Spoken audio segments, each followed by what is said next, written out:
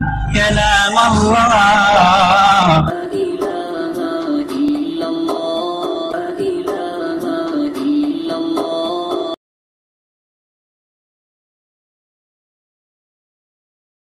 Oman হাজার রাসূল, আমাদের নবীকে দেখিয়ে বলা হবে এই লোকটাকে, এই পুরুষটাকে, তাকে কি তুমি চেনো কিনা?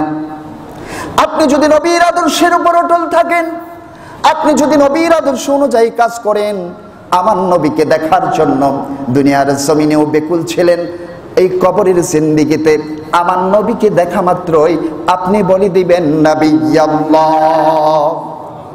আপনি সাথে সাথে বলে দিবেন এটা তো আমার প্যারা নবী, আমার মহাব্বতের নবী। আপনি বলে দিতে পারবেন, আল্লাহ তাআলা আপনাকে সহযোগিতা করবে। এখন কথা হলো, এত আমল আখলাকের কি প্রয়োজন? হুজুর তিনটা প্রশ্নের কথা বললেন, তাহলে এই তিনটা প্রশ্ন বলে দিলেই তো হলো, মুখস্থ করে ফেলি, সকালে একবার পড়বো, বিকালে একবার মৃত্যুর আগ পর্যন্ত পড়ে যাব, তাহলে তো আর ভুলবো না আমরা। মান রাব্বুকা, রাব্বি আল্লাহ, ওমা দীনুকা, দীনি আল ইসলাম, ওমান হাজার রাজুল। এই ক্ষেত্রে বলবে এটা তো আমার নবী।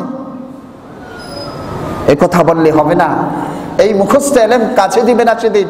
আর সারা জীবনে একটি বার যদি আপনি মুখস্থ না করতে পারেন, অনেকেই পারে না, যে আরবিতে একটিও শব্দও বলতে পারে না, তাকেও আল্লাহ তাআলা বেহেশত দান করবেন, তার জীবনটা যদি নবীর পথে, আল্লাহর পথে যদি সে পরিচালনা করতে পারে।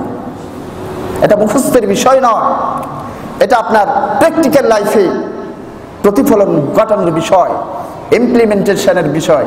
এটা মুখের বিষয় নয়, আর আত্মার বিষয় নয়।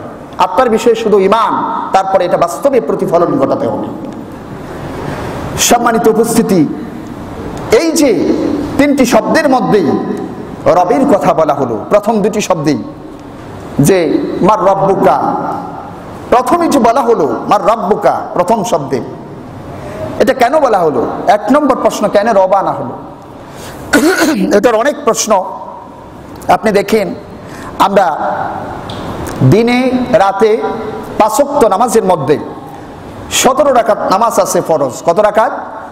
এই 17 রাকাত যদি কেউ সুন্নত না পড়তে পারে একান্ত সময়, এই 17 রাকাত নামাজে কিন্তু আমরা 17 বারই প্রথম পড়ি আলহামদুলিল্লাহি রাব্বিল আলামিন। প্রথম কিন্তু বলতেছি কি, সমস্ত প্রশংসা সেই প্রতিপালকের জন্য, যিনি বিশ্ব প্রতিপালক। সমস্ত প্রশংসা বিশ্ব প্রতিপালকের জন্য, রাব্বিল আলামিন। এই যে রবের কথা বলা হয়েছে।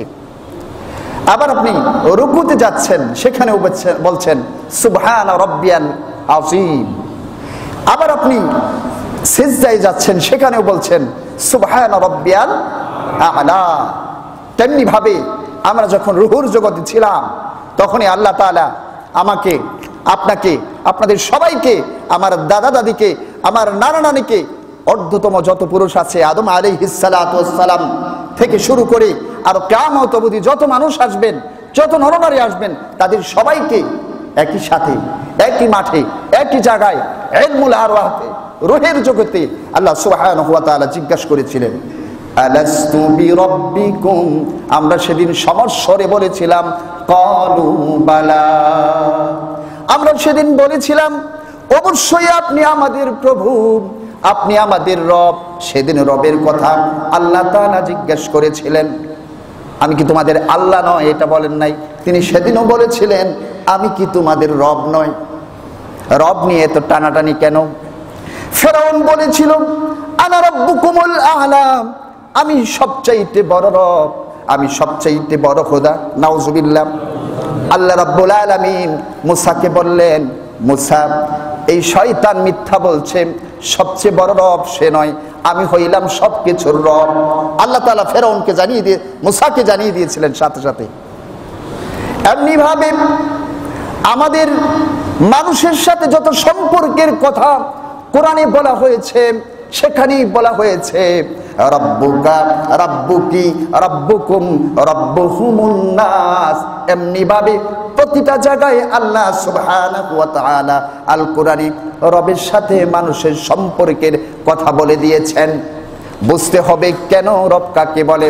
রব হলো সেই জিনিস, রব হলো তিনি, কোন জিনিসের অস্তিত্ব ছিল না, সে জিনিসটাকে যিনি সৃষ্টি করেন তাকে বলা হয় রব।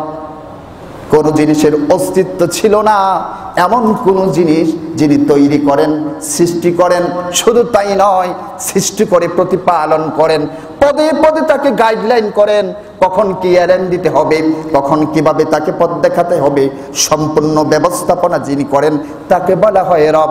সুতরাং আমাদের এই পৃথিবী একদিন ছিল না, এই পৃথিবী সৃষ্টি করেছেন কে? আর জোরে বলুন কে? এজন্য আল্লাহ তাআলাকেই রব বলা হয়। আল্লাহ তাআলা হলেন আমাদের সকলের রব, ঠিক কিনা?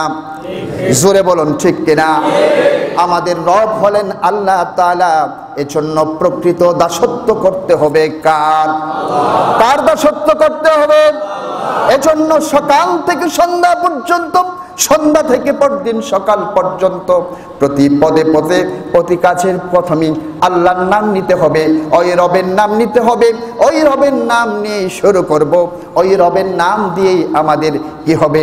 আল্লাহ ঘুমিয়ে যাব, আবার ঘুম থেকেও ওই আল্লাহর নামে আমরা উঠব।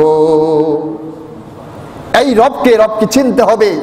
কেন এই রবের কথা বলা হলো? এই হাকিকত বুঝতে হবে। শুধু শব্দের মধ্যে থাকলে হবে না।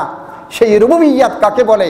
আল্লাহ যে বিশেষ প্রতিপালনের মাধ্যমে আমাদেরকে সৃষ্টির সেই সূচনা লগ্ন থেকে আজও পর্যন্ত গাইডলাইন দেখাচ্ছেন, প্রতিপালন করছেন, সেটার জন্য একমাত্র দাসত্ব পাওয়ার অধিকারী কার?